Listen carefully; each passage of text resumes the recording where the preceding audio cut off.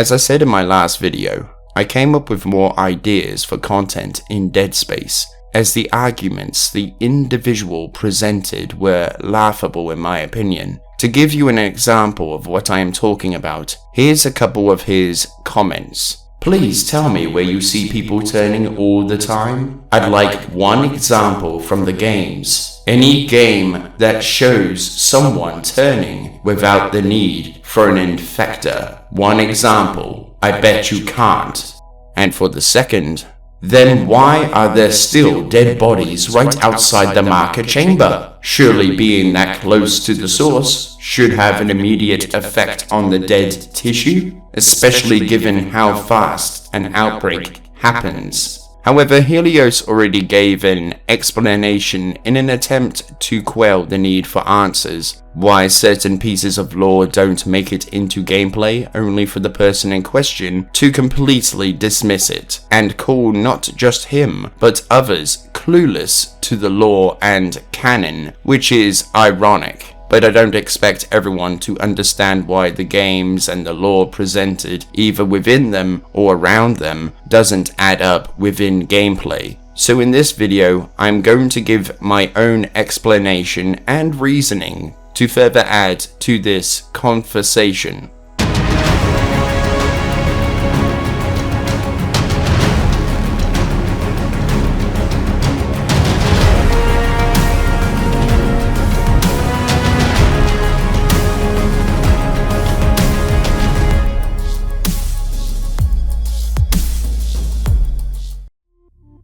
When the development teams are working together to keep in mind the story and lore presented within the various forms of media, whether those be other games, films, TV shows, mangas, comics, books, etc., they are going to be looking at all of the lore practically to see what they can do with the technology that is available at the time. Dead Space 2 had been released on the Xbox 360, PlayStation 3, and PC. So needless to say that some ideas will need to be cut back in order to make things work in conjunction with the other systems that run in the background. In the case for the marker reanimating corpses and to have the transformation take place in front of the player's eyes from time to time would take a lot of coding, but also a lot of power from the consoles too, as there are plenty of game developers that all had these big and expansive ideas for their works. However, I think you will find with just about anything, writing it all down on paper is only half the battle, and the other half may not be possible. This is why I hold games like Dead Rising in such awe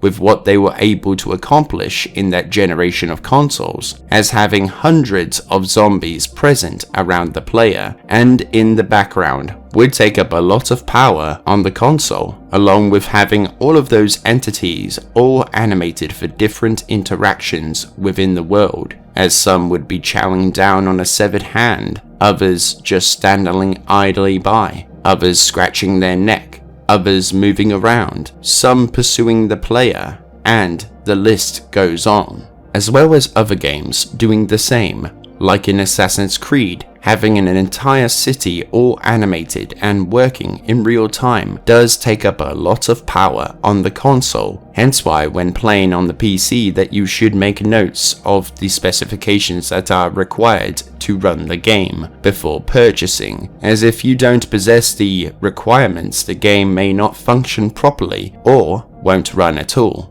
Perhaps as we explore these worlds, we sometimes forget the work that went into these creations, along with what the console is going through to render all of these animations and images in real time, along with making sure that everything runs smoothly so that you don't get some entitled kid asking why it can't run at 60 frames per second. So a lot of power is required for these things to work, and as game developers, they will know what they can do, along with something that they can't do, even if it would make it more irrelevant to the lore within the universe that they are creating.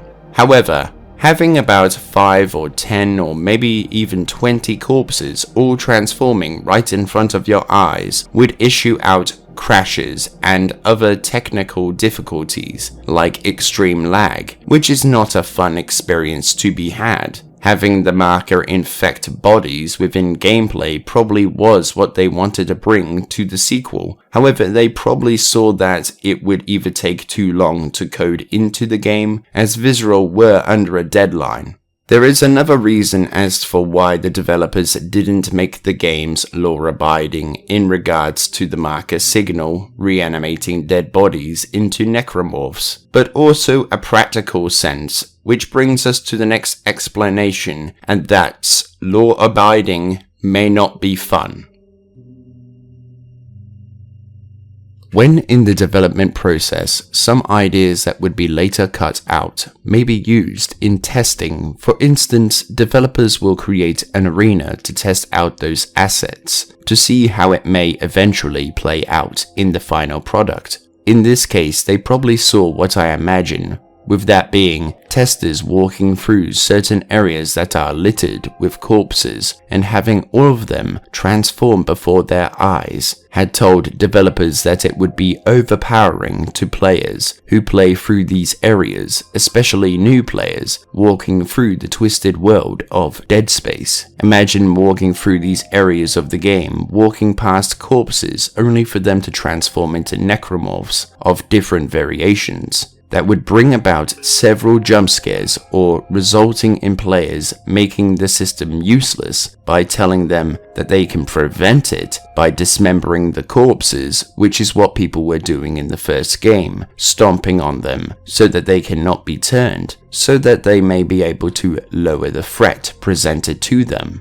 Developers may had seen this coming and thought that this would make the action-orientated gameplay rather pointless. In other aspects of having a law-abiding game, you would have to completely dismember a necromorph before moving on to the next. As in the other pieces of media, such as the logs, they all state that the necromorphs won't go down so easily, and that they must rip and tear the limbs off of them until all is left is a torso with an arrangement of arms, legs, and the head laying nearby, which wouldn't be fun to deal with when in a room with a good 10 to 20 necromorphs. I think we all remember the government sector levels in Dead Space 2, which would have been overpowered to a certain extent. Developers are constantly tasked with making a game fun, exciting, replayable, and, above all else, balanced, in not just their eyes, but also in the eyes of the people paying money to play the game. In the concept of having a body turn into a necromorph of whichever variant would also have to be made with a random number generator, or RNG, acting in the background constantly, so that the bodies don't just turn into one type of necromorph, but many, with some turning into a divider, others turning into brute forms, others turning into pukers, leapers, and the list goes on. With that in mind, there would have to be different corpses to match the necromorph type. Like for a divider, perhaps a taller corpse. The pack would also have to be a dead child laying on the ground, or groups of them, which would all have to come with their own unique animation, which would take time and money to create. Perhaps time and money Visceral Games did not have at that point in time. In another game that had a mod released for it, to provide a newer, remastered version that the AAA developers failed to provide, was Halo Combat Evolved in Halo SBV3, which was made over the course of 10 years by a group of loyal fans, in which they told each other that they would add things into the game from other games in the lore of Halo, or what was described in the book, because they wanted to make it law-abiding, and thinking that adding these things into the game would make it fun and better than the original, which isn't much of a remaster. It's steering more into a remake of the game, especially when they reconstructed the levels to add new areas in that were again described in the books, expanding on their design. which I found the mod to be great at the start, with the improved upon graphics still retaining the original colors and looks. But I found myself getting bored with the missions, which then turned into feeling exhausted after getting past the third mission. The models looked great for the Flood, but then again the missions or levels were stretched to be too long, which would force it to become repetitive rather than enjoyable. Adding in aspects from Halo Reach made making darker levels pointless to travel through, when you can equip a visual enhancer to your visor, which would brighten the area up to levels like 343 Guilty Spark was a breeze to brave through. I didn't feel any sort of dread other than having the difficulty to get through these areas, as having enemies that are from other games being placed into the game on top of what was already there makes these battles nearly impossible to get through with the large assaults being present. Just because something is law-abiding doesn't necessarily mean that it will provide an enjoyable experience, which is the main reason that the games are made, as they are a form of entertainment. They are an art form. The developers are professionals that know these things, and they are trying to create an experience that is fun to play through and does not get repetitive so easily. So with all of that in mind, let's move on to why you see dead bodies all over the place to provide another answer to these questions. The last reason I want to bring up is the fact that these corpses all provide a visual representation to them that these used to be people, that they weren't just referred to as just another body in a chain of other corpses that you have already seen, which brings up environmental storytelling. There's no indication of what's happened to these people. However, the context of the game gives you the conviction to tell that the people could have killed each other, or that the necromorphs had found more victims, which adds another layer of horror to the game. This aspect of storytelling would be shattered if the environmental storytelling aspect would just get up and try to tear you a new one. Players would not be given the time to see the corpses on the floor to empathize with, or the characters to sympathize with these people who used to be alive. If you just look at the lore, then you will be blind to these reasons or explanations. However, if you look at the entire picture,